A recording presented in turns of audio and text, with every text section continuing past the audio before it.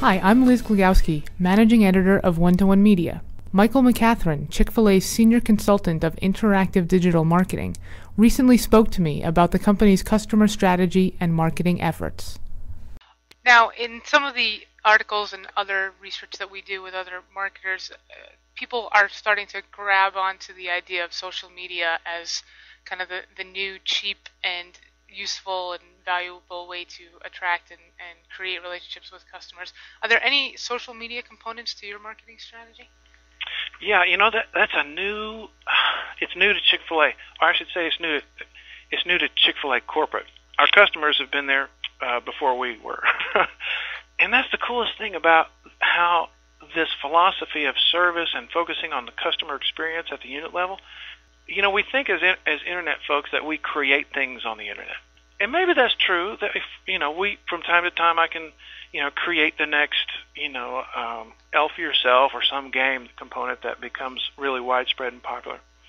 But what we're finding is that the internet has become the manifestation of the stories that happen at the unit level.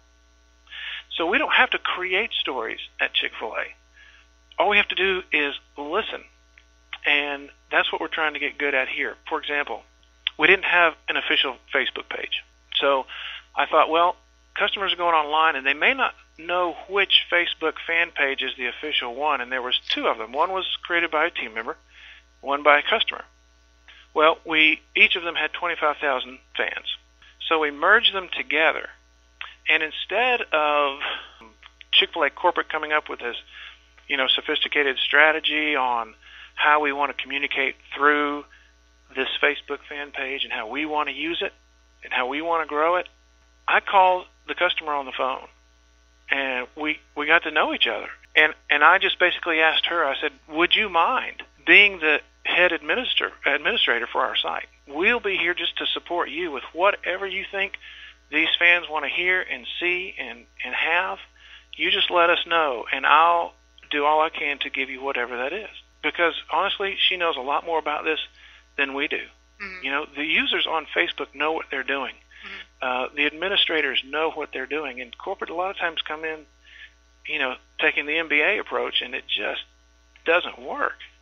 You can't butt in on somebody's conversation with self-interests, So we let her be the admin, and that was September 1st. So we joined the two pages, so we had instantly, obviously 50,000 fans.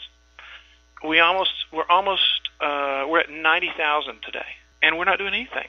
I mean, it's the fan, it's her excitement, it's her story, it's knowing that she has our support and we're not kicking her off. Mm-hmm. It's awesome. And I tell you what, the stories that are out there from Chick-fil-A fans are unbelievable. We have what we call internally anyway raving fans. We have a raving fan index, and offline at the unit level there's a whole range of degree of raving fan. But it seems like those raving fans online are the cream of the crop, are the most vocal, are the most networked, and so we're working to figure out ways on how to harness those stories and maybe begin to find a way to connect them together. Overall, the most surprising thing about internet and Chick-fil-A is that Chick-fil-A doesn't create anything on the internet. We've created it already at the unit level, and this is sort of we're reaping the rewards as we can see online. So speaking of raving fans, then, do you have a favorite customer story? The story that really took me the most back was a mom who emailed us and said that she was complimenting our menu and nutrition components of our website, Chick-fil-A.com. And she said that she was literally in tears when she began to get into it because her daughter's diabetic. And no one has made it so easy for people in her position when she has so much responsibility to take care of, in addition to her daughter, has made it so easy to be able to do this.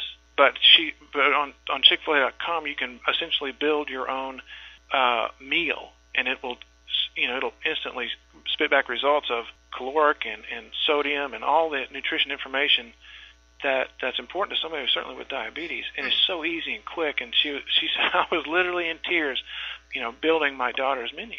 Wow, so it really seems that your customers really do develop an emotional connection to the brand and the experience. Yeah, and you know what? It's not.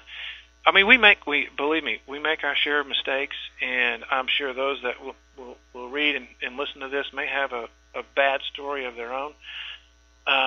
But even in our customer recovery, here's from a customer who had a bad experience and this is what they wrote after we recovered them. It says, I received a phone call and a handwritten thank you note. I really appreciate the gesture and thank you for taking the time to hear my concerns. The customer service at Chick-fil-A is always the best. Anything less than that, and the red lights and red flags go up around here. I mean, we solely exist to take care of the customers. But here's a great chance to turn a negative into a positive, and by doing so, again, gives that customer a reason to tell a story about Chick-fil-A. I mean, at the end of the day, with every customer that walks in the door or that comes online and has an online experience, they're going to leave with a story to tell. It may be uninteresting, but they're going to have a story to tell. So why not give them something to talk about? So here at One-to-One, we've been talking to a lot of companies that are being affected by the economy. So I wanted to just ask you, in general, how's the economy impacting your business, and if it's having any effect on your approach to customer strategy? We have, we felt it. We have and are feeling it in different ways. Fortunately, the results are still positive for us. Some of our operators are recording incredible numbers in the midst of this economic downturn. And I always like to say that this is the time when most companies, most business owners are sent into panic mode, that we can really buckle down, and if you aren't focused on the essence of that customer relationship, then now is too late. You should have been focused years ago, so that when these times come, I always like to say, what endears, endures. So if you've endeared your customers to more than just a transaction, more than just a belly stuffing meal, but it's a relationship and it's part of their life in ways that is beyond just the restaurant experience, then you are able to, I think, survive economic downturns better than if you had only invested in them and looked at them as transactions. But if you have endeared them to you, then you'll endure it. To learn more about relationship strategy, visit www.onetoOnemedia.com.